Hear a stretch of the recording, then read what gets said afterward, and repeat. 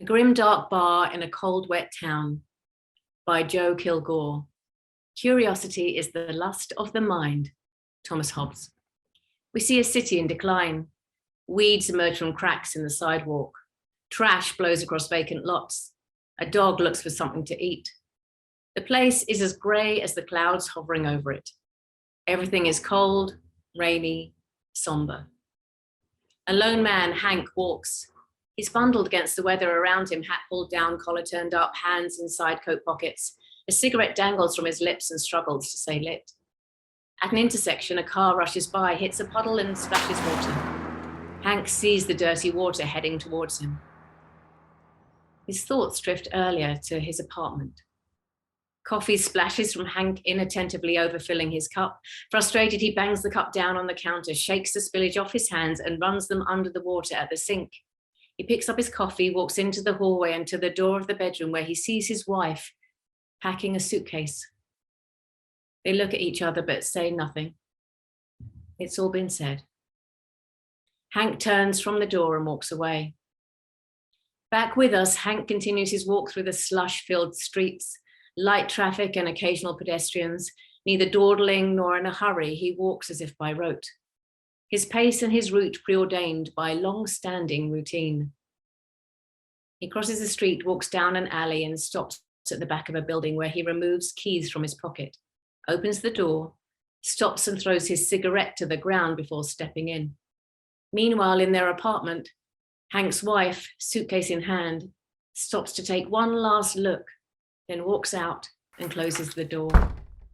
Back in the bar, Hank walks into the storage room. He flips the switches and inside the lights come on and outside the neon sign glows with the word bar.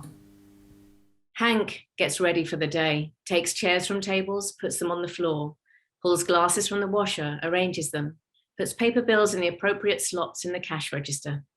Then Hank turns to the mirror behind the bar, and as he's arranging bottles, he sees the reflection of a bus passing by on the street outside. On the bus, Hank's wife looks out the window towards the bar.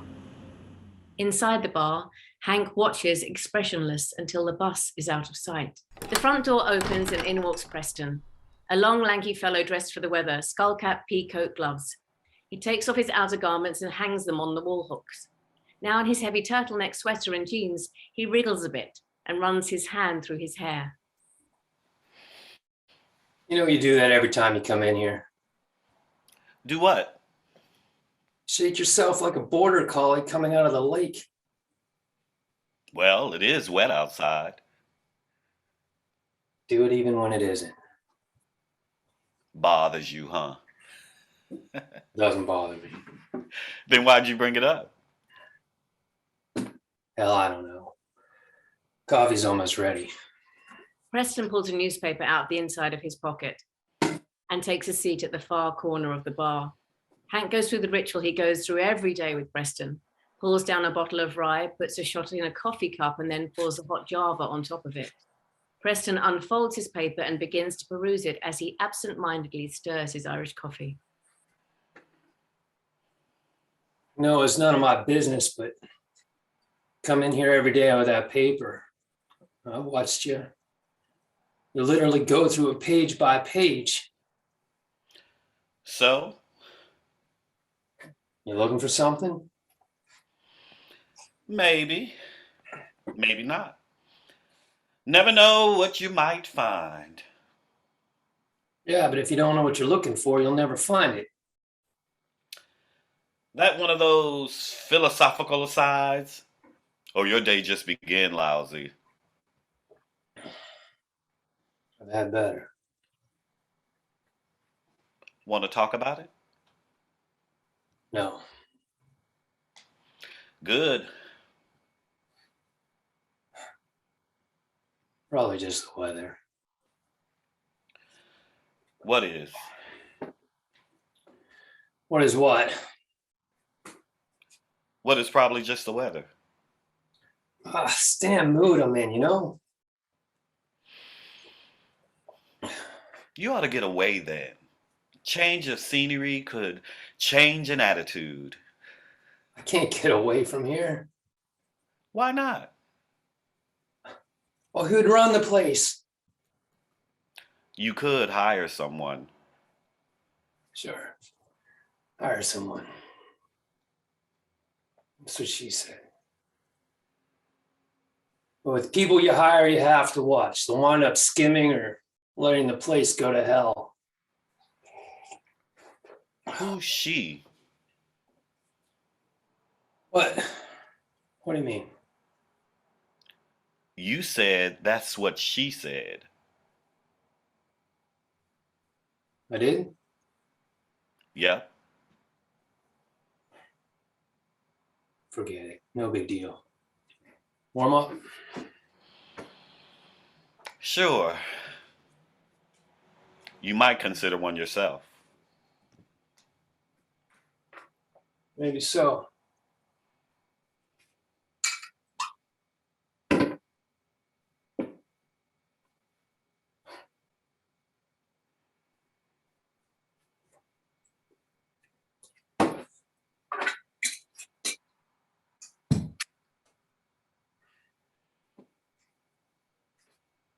Must be the weather. The front door opens and in comes Crystal. Attractive once, she can still fake it if the lights are dim and the makeup's heavy. While her beauty may not be what it once was, her personality hasn't changed a bit. Jesus fucking Christ, it's cold as Eskimo balls out there. Ooh, good thing I got my caribou panties on. Yeah, they'll keep your ankles warm. Funny. Hank. So funny. You gotta give up keeping bar and take your act on the goddamn road. Hey, I told you about that language, didn't I? You said when new customers were here. Stretch over there is far from new. Just watch it, okay? This ain't no locker room or hen house. Could have fooled me. But sure, I'll watch it. Say, Hank, let's get a little start. You know, just a little start, huh? You ever consider solid food for a change? What are you, Hank? Yeah, one of those wise ass nutrition experts or a goddamn barman? Can pay, I suppose. What do I look like? Charity case? Jeez. You don't really want to know what I think you look like.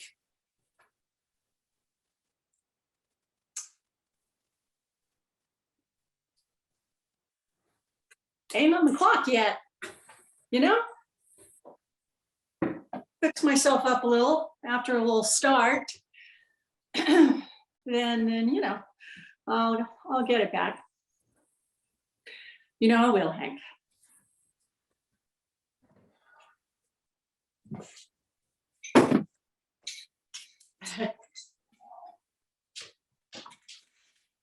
Your prince. You are, Hank. A by-God prince. Time passes. Preston continues to read the paper line by line as he drinks his coffee. Crystal applies her war paint and blasts Binaka down her throat. The front door blows open and in walks Mr. Tanner in an overcoat, hat and scarf. Mr. Tanner is older. His spectacle eyes show little but miss nothing. Hey, Mr. Tanner. Pretty lousy out there, huh? Yes, sir. It'll probably get worse before it gets better. That's what I think. It's not too busy today. The graveyard shift at the plant hasn't ended yet. Always good to have more business, yes? Indeed it is. Got a pretty big nut to carry on this place every month. Yeah, rent's continually coming due, I guess. Yep.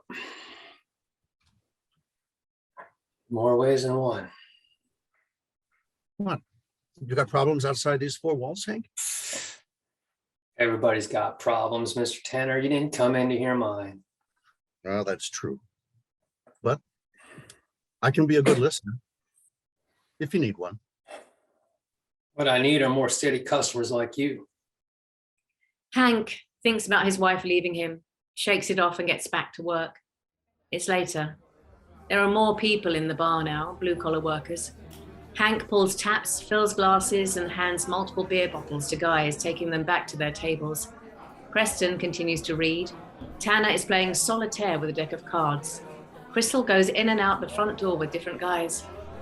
As time passes and the crowd gets thinner, only the regulars remain. Preston, Crystal, and Tanner. Hank washes and dries glasses. A young man rushes in. He quickly closes the door behind him, but keeps looking out of the window to see if anyone follows. Oddly, he wears no overcoat and is not dressed at all for the weather. He has a briefcase with him, which he cradles to his chest. Looking back and forth from the tables to the bar, he seems unsure of what to do or where to go. What can I get you? Pulling the briefcase under his arm, the young man walks haltingly toward the bar. Wait, what do you have? This is a bar, man.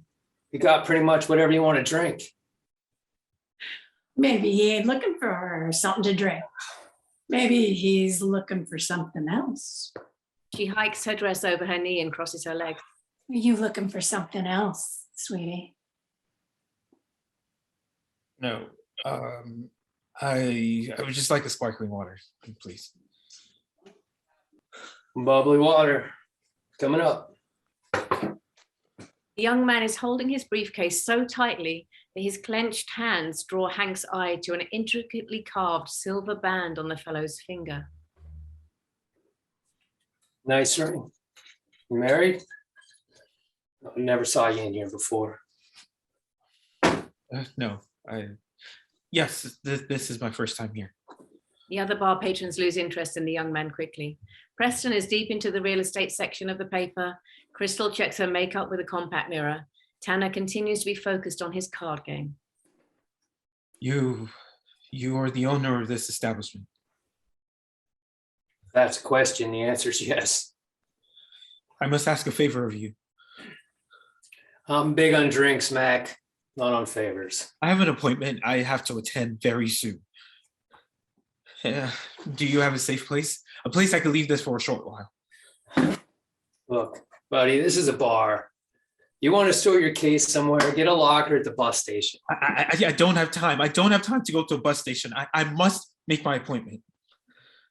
Well, hell, you brought it in here. It doesn't look that heavy. Take it with you. I can't. I can't have it with me at my appointment, but I'll come right back for it. I'll be gone in less than an hour. Look, man, I can't. Please, I'll pay.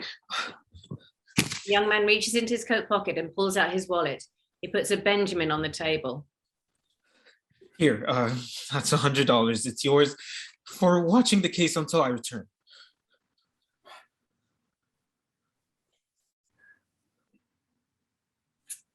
It's not a good idea. Suppose you come back and say I took something out of it. The nervous young man jabs his hand into his pants pocket and pulls out a little yellow key. The briefcase is locked. I have the key. You can't take anything. He frantically pulls another $100 bill. Here's another $100. I promise I won't accuse you of anything.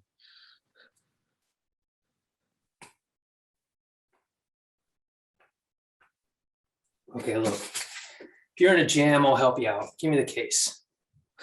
Put it right here under the bar. It'll stay right here. So I can give it back to you when you get back. Thank you so much. I get to keep the 200, right? Yeah, that's yours for being kind to a stranger. Thank you. I'll be back within an hour. The young man rushes to the door, opens it and scans the surrounding area to make sure no one is there. Then he quickly exits. Tell me I didn't see what I thought I saw. Forget it, okay? Well, forget it. Forget it? Do you know how many blowjobs I have to give? I'm away with $200 and somebody's goods. I don't know, and I don't want to know. It's not an image I care to conjure. Anyway, the guy's going to be back for it soon, and it'll be done. What do you suppose is in the case? Doesn't matter what's in the case. It's his, and he'll be back for it. But if it's worth not one, but 200 clams just to hold the thing, can you imagine what must be in it? Something very valuable, perhaps.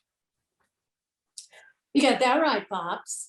Look, there's no point in speculating. He'll pick it up later and we'll never know what's in it. But I'll still have 2 yards. Yeah, Hank, you're a fucking negotiator. Hell of a businessman. But you're also still a goddamn bartender. Give me another Maker's Mark. It's 3 hours later. Crystal is a little worse for wear. Tanner switches from beer to coffee. Preston searches the wanted ads. 2 workers come in the bar, are served, then leave. The clock on the wall shows 4:45. I'm telling you, we got something here, Hank. We don't have anything. I've got it and I'm just holding it. That's all. Crystal reaches in her purse to buy another drink. She soon realizes that she's consumed all her profits. Hey, Gramps, how's about you buy me a drink? Okay, well then, how'd you like your knob polished? You ask me that each time I come in here. Oh, yeah. When do you answer each time? No, thank you. Suddenly, the front door bursts open. A gust of wind and rain precede a man walking in, a big man, well over 6 feet tall and more than 200 pounds. He wears an overcoat but no hat. His hair is wet from the weather, but his face is expressionless. He scans the room. The big man closes the door and uses the deadbolt to lock it. Anybody in the toilets? No, I don't think so, but listen, got to keep that door unlocked. It's the law. As of now, I'm the law. The big man walks directly to the bar. A young guy. He came in here earlier. A young guy in a blue suit. Lots of guys come in here. Some wear suits. Now about that door?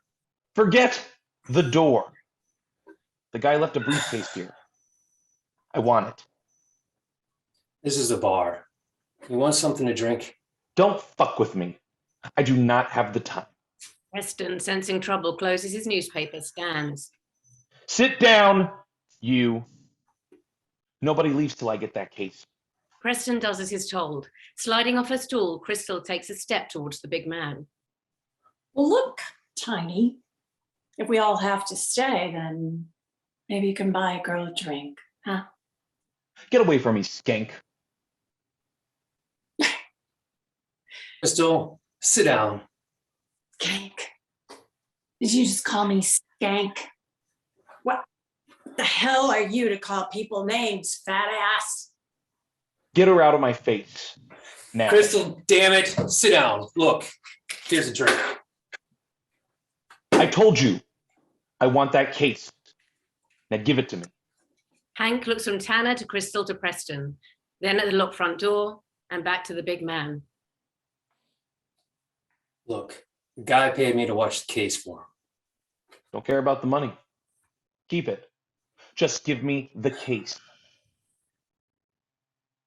He said he was coming back for it. He ain't coming back. He said he'd be back for it.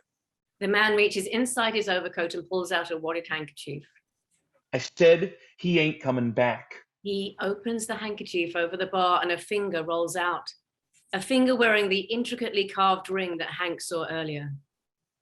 And he ain't. Hank, frightened, starts to back away, but with one huge paw, the big man grabs the front of Hank's shirt and pulls him forward. With his other mitt, he reaches inside his coat and pulls out a .45 automatic that he shoves under Hank's chin. Now for the last fucking time, give me the briefcase. Tanner sees the fear in Hank's eyes and the seriousness in the big man's face. Then he sees Crystal's hand reaching into her purse. Perhaps I have the case. Over here.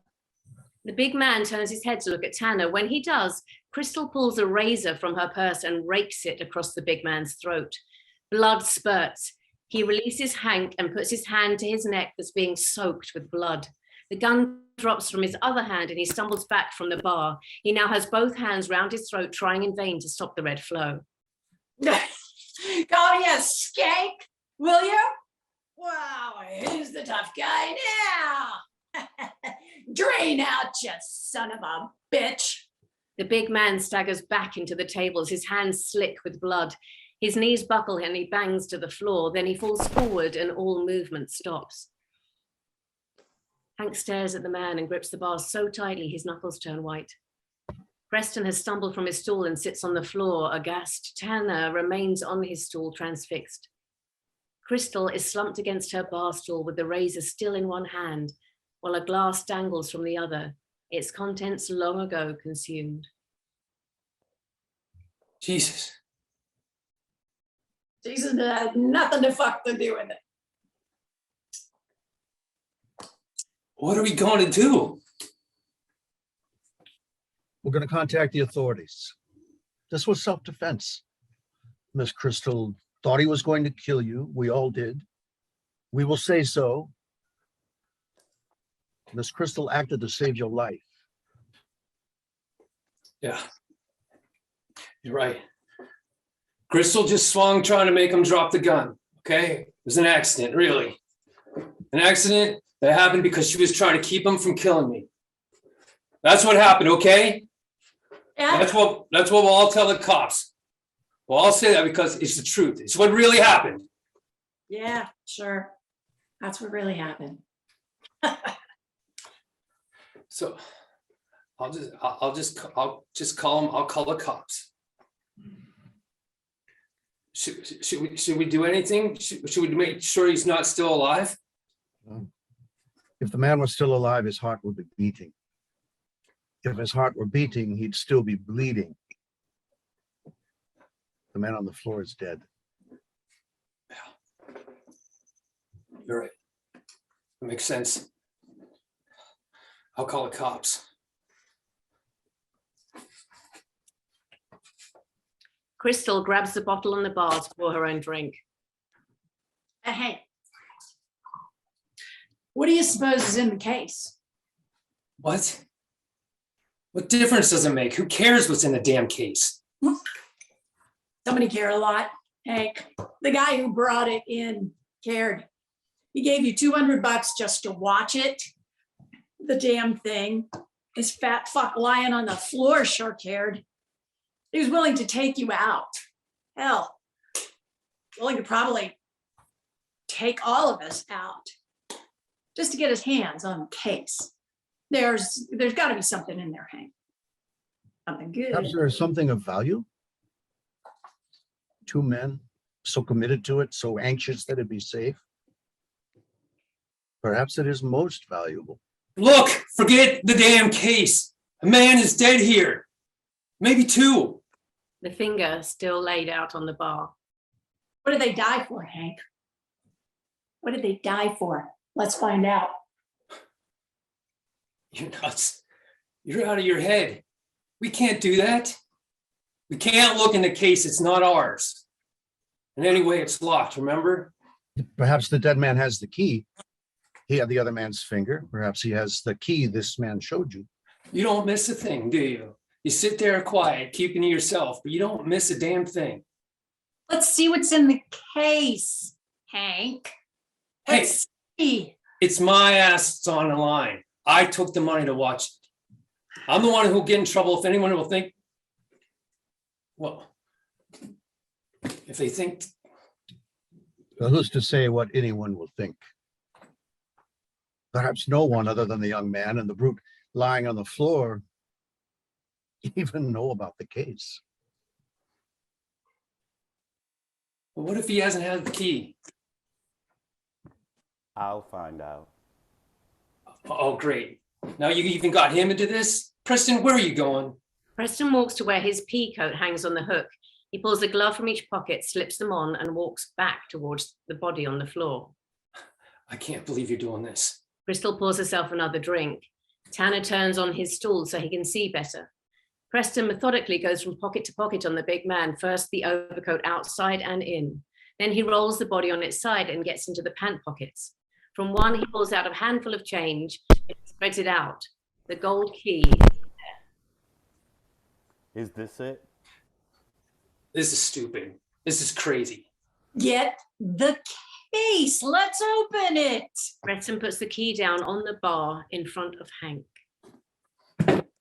Sure, you want me to open it? Then my prints will be over the thing.